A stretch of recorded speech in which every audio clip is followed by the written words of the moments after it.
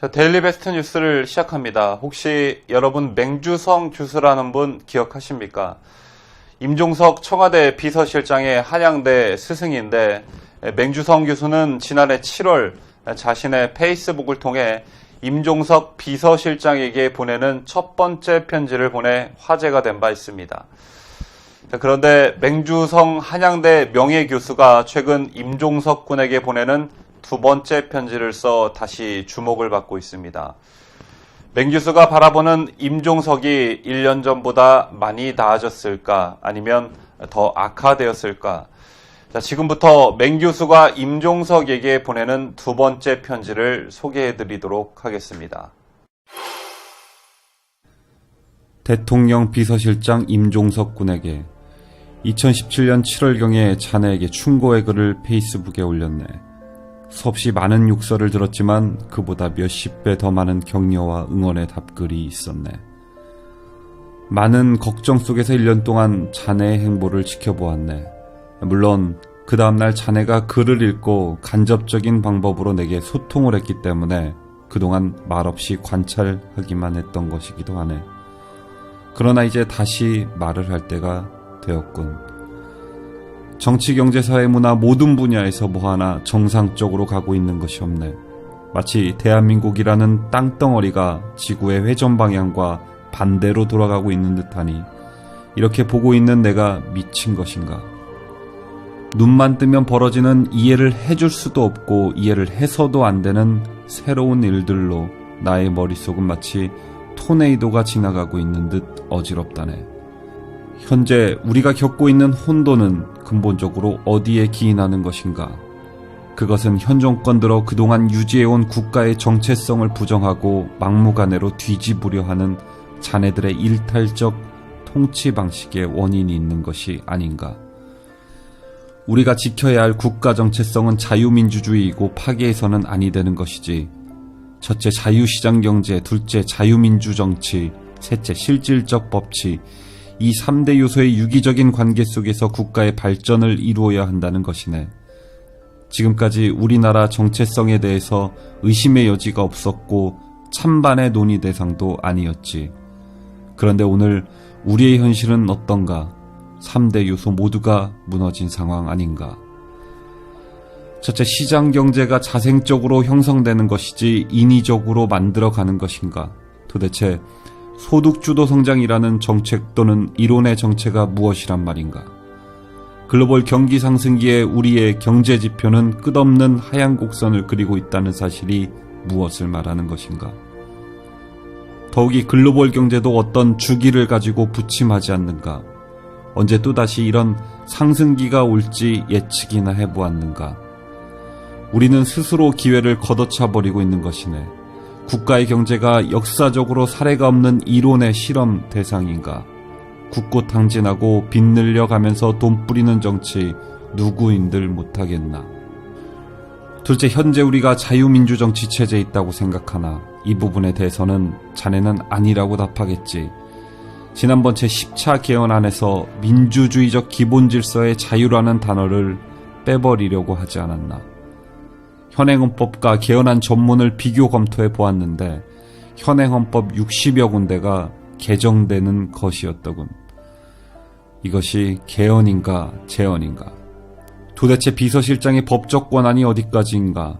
회의 주재하고 장관을 질타하는 등 대통령이나 총리가 해야 할 역할을 하는 것이 아닌가? 정치를 모르는 국민의 입장에선 알 수 없는 사항이니 알려주길 바라네. 내각이 필요하지 않다는 느낌이 드는데 이런 상황에서 민주정치 운운할 수 없는 것 아닌가? 청와대의 말 한마디로 무엇이든 할 수 있다면 내각이 왜 필요한 것인가? 원자력 발전소 문제만 해도 말 한마디로 일어난 망국적 사건 아니던가? 군 무장 해제 등 안보 문제도 그렇고 국방장관이 필요하기는 한가? 1980년대 중반까지 운동권 학생들의 구호가 뭐였나? 독재, 파쇼 정권 타도였지. 그 당시에는 눈부신 경제 성장이 있었네. 그런데 현 정권은 무엇인가? 경제는 경제대로 망해가고 있네. 정치는 독재 그 이상이라 생각하지 않나. 당시 자네들 운동권의 주장이 정당했다면 지금 정권은 더욱 타도의 대상이 되어야 마땅한 것 아닌가. 셋째, 법치주의 이 부분은 어떤 문제부터 시작해야 할지도 모를 지경이네. 어쩔 수 없이 전 정권에서 그리고 현 정권에서 일어난 같은 맥락의 진행형 사건을 한 가지만 비교해보겠네. 여론조작 사건. 현재 특검 중인 드루킹 여론조작 사건에 대한 생각이 무엇인가? 이 사건은 정치와 민간이 어떤 목적을 위하여 공동체적 성격을 가지고 조직적 조작을 수행한 참으로 용서받지 못할 사건이지.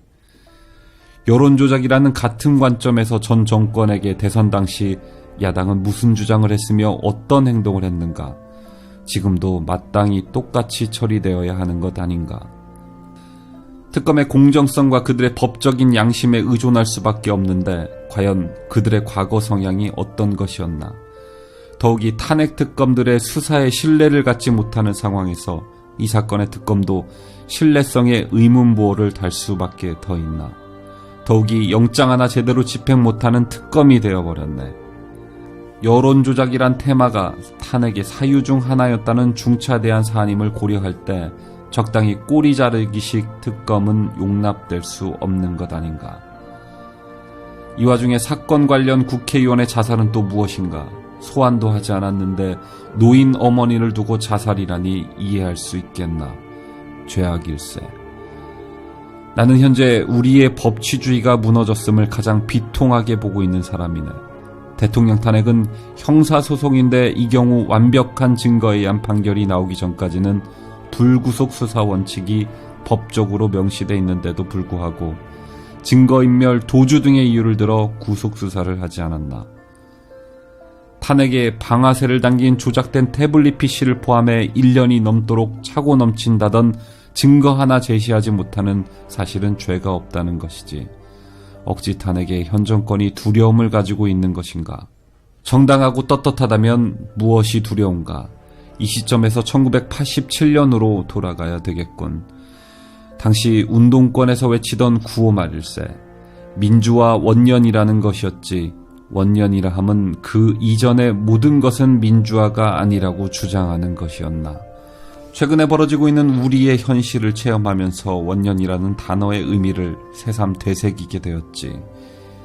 현행법은 지키지 않아도 되는 것, 그래서 10차 개헌안이 재헌 수준이었고 목표점은 김일성이 주장했던 연방제라는 것.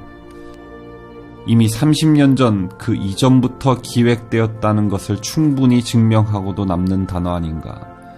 누구에 의한 기획이었나. 누구의 지시였단 말인가. 누가 존재하지 않고서야 어떻게 전국 대학 운동권이 일제히 같은 행동을 할 수 있겠나. 현 정권에 의해 법치주의가 무너졌고 국가의 정체성이 파괴되고 있단 말이네. 민족 자주 평화라는 수사학적인 단어들로 모든 것을 덮으려 하지 말게. 평화를 원치 않은 사람도 있겠나. 문제가 되는 것은 어떤 평화냐 하는 것이란 말일세. 막스가 평화로운 사회를 만들었나. 스탈린, 마오쩌둥이 평화스러운 사회를 이룩했나. 김일성 3대 세습이 평화스러운 사회를 만들었나. 오히려 수백만 수천만의 사람들을 굶어 죽게 하였던 역사적 사실은 무엇이란 말인가. 아무리 바빠도 조지 오웰의 1984를 읽어보게. 공산주의가 어떤 것인지, 김정은과 무력 이념의 불균형 상태에서 현 정권이 추구하는 평화가 무엇인지 국민들에게 솔직하게 말할 수 있는 용기는 없나. 뭐 그리 비밀이 많은가. 대통령이 아무도 모르게 38선을 넘어가서 김정은에게 USB를 전달하고 북으로부터 몰래 고가로 석탄 수입하는 등 많은 사안들이 끼리끼리만 알고 진행되고 있으니 분명 보안법 위반 국제사회로부터의 일탈임에도 불구하고 통치행위라고. 통치도 법 테두리 안에서 해야 마땅한 것 아닌가. 밝히고 싶지 않았던 사안의 내막이 노출되면 전 정권의 책임 전가하고 비겁하다고 생각하지 않나. 북에서 전적으로 저희들이 잘못하고 우리에게 책임 전가시키는 유치하고도 뻔뻔스럽다는 감정과 유사한 느낌을 준다는 말일세. 나는 현 정권이 추구하는 정책이 전혀 올바른 방향이 아니고 국가의 정체성 자체를 뒤집기 위한 수순을 수행하고 있다고 보네. 하루라도 빨리 진정 자유민주주의를 지향하는 정책으로 방향 전환하기를 바라네.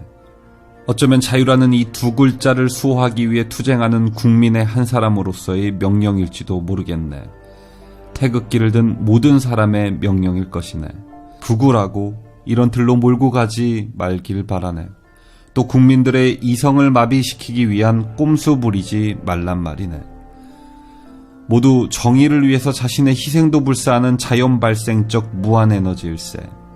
정의를 향해 흐르는 도도한 물결이란 말일세. 이 물결이 세대와 세대를 이어갈 것이네. 이 글을 읽고 또 저급한 욕지거리나 해대는 그런 수준의 젊은이들이 없는 사회가 되기를 바라네.